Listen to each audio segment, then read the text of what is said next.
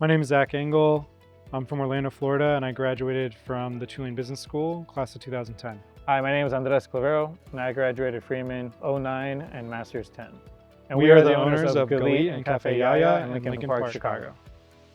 I knew that I wanted to start in accounting. I knew it would be a good gateway to whatever I wanted to do.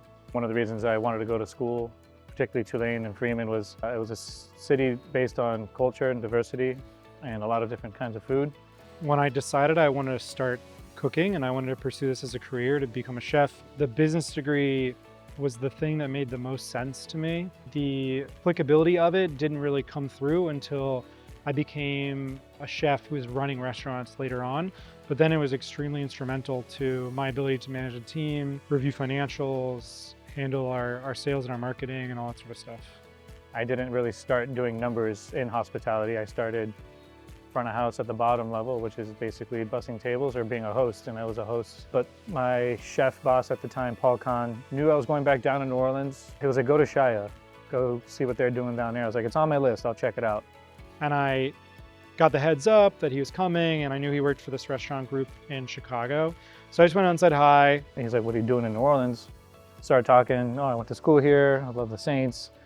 Where'd you go to school? Well, Tulane. I went to Tulane. I was like, all right. And then we reconnected in Chicago, actually, in 2016, when I was the chef at Shia, and we came up and we did an event together. And then in 2017, I won the James Beard Award for Rising Star Chef, and I kind of could write my own ticket.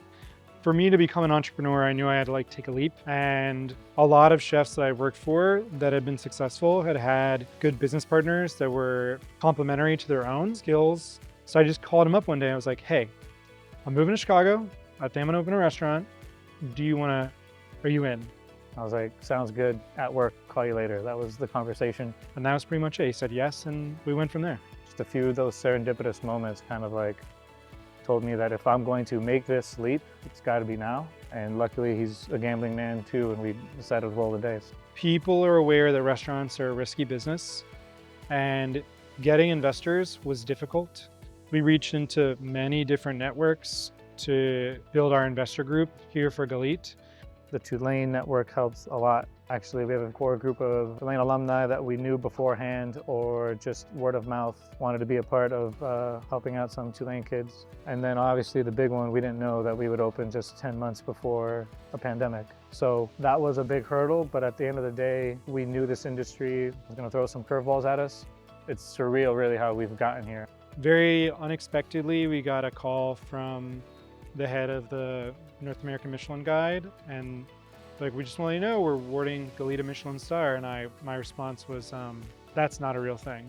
That can't be a real thing. I was in disbelief. It solidified our position as an important restaurant in Chicago. It's emotional thinking about it, because that's the greatest reward, is knowing that your team came back to look out for the same guests and regulars. And yes, we have a Michelin star on the wall now, but nothing's changed. We still serve food that is meant to be enjoyed together. What's next for us, I think, as a business, is to really solidify ourselves as a leader, as a restaurant group in Chicago, as being someone who has the reputation of being a great employer. We have a team of 82 between the two restaurants. And one of the things that I think both of us really love about this is the mentorship that we get to do, that we get to pass on, because we had such great mentors. Helping grow the next generation of front of house professionals, operators, chefs, to know that they can have a career that's sustainable and also have a family and life outside of the business. It starts with looking out for each other and our team, because only then can we best serve our guests. I get to make sure people have a good time for a living. That's something truly rare. There's a sense of joy and pride in that, and knowing that you have helped change or make someone's day for the better. There is no greater reward.